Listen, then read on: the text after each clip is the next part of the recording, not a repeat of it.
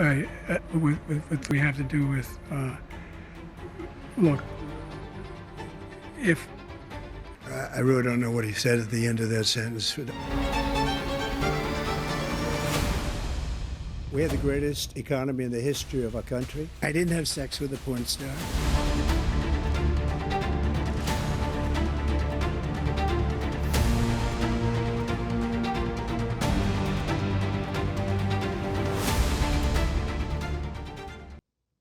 It was a debate only in branding. What we saw was a big American embarrassment. Donald Trump strung up a series of lies, while Joe Biden could barely string up sentences. Imagine 1.5 hours of that. Biden and Trump are nearly tied in the polls, so this debate was a very important one. The president started off the debate in a raspy, low voice. The White House later said he had a cold.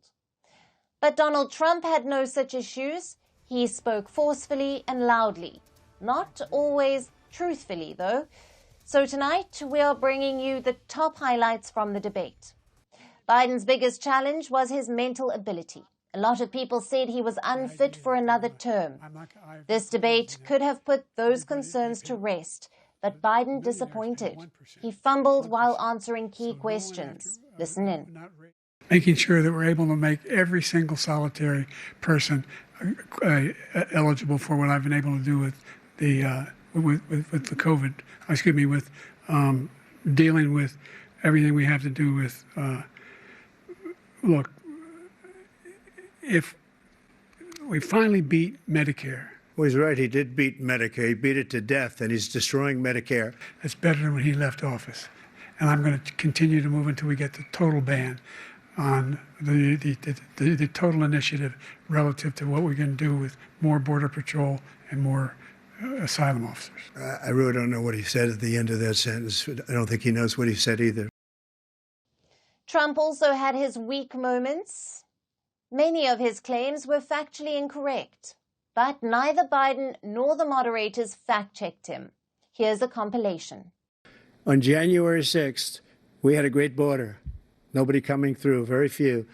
On January 6th, we were energy independent. On January 6th, we had the lowest taxes ever. So that means he can take the life of the baby in the 9th month and even after birth, because some states, Democrat run, take it after birth. Again, we had the greatest economy in the history of our country. We have never done so well. Everybody was amazed by it. Other countries. This debate was different from past ones. For starters, neither Biden nor Trump has officially been nominated. They are presumptive nominees.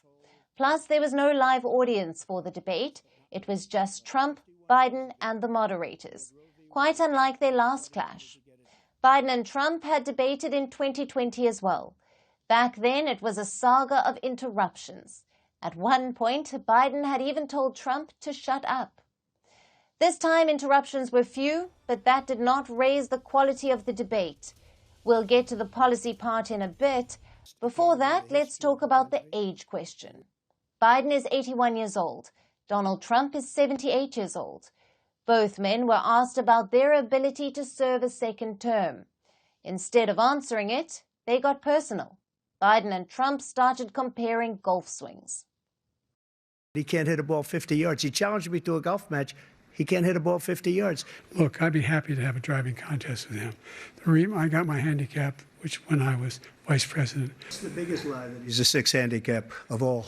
I was an 8 handicap. Yeah. 8. Never. But I had, you know how many... I've seen you swing. I know you swing. Let's not act like children. Probably sums up the debate. That exchange was the most engaging bit of banter on Thursday. But it wasn't about the economy or abortion rights. It was about golf swings. Now we come to the policy part of it.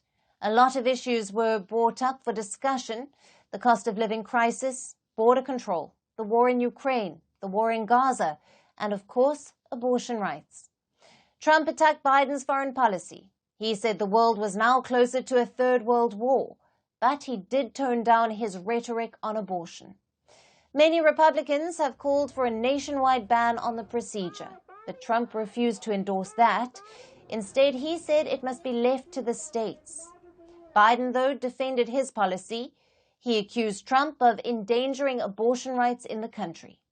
He said the only one who wants to keep going is Hamas. Actually, Israel is the one, and you should let him go and let him finish the job. He doesn't want to do it. He's become like a Palestinian, but they don't like him because he's a very bad Palestinian. He's a weak. Never heard so much malarkey in my whole life. The only jobs he created are for illegal immigrants and bounce-back jobs, a bounce back from the COVID.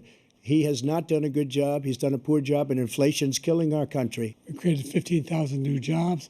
We brought out the position where we have 800,000 new manufacturing jobs. We are very, very close to World War III, and he's driving us there.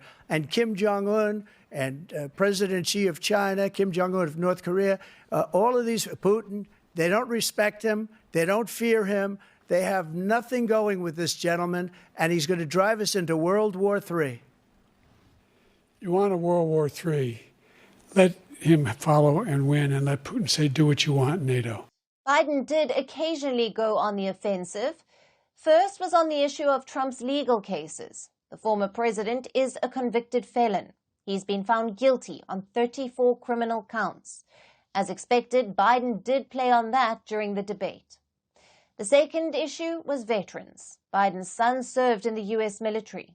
But Trump had once called captured soldiers suckers and losers.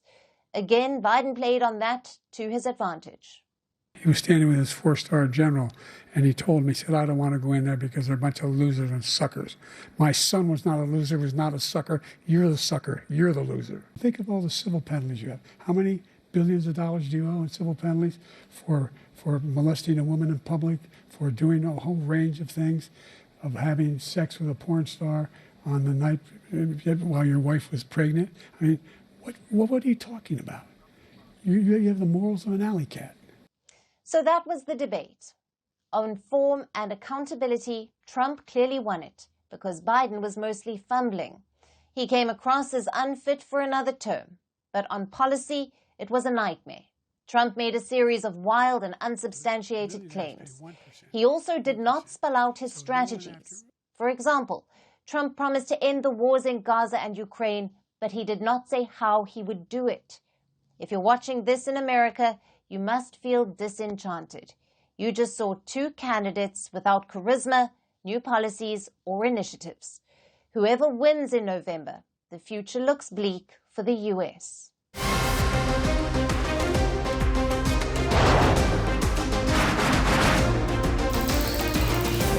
On the show today, the T20 World Cup bandwagon fans move across to the West Indies. What can we expect from this? Hello, I'm Alyson le Grange, coming to you from Durban, South Africa. Today we have a special show.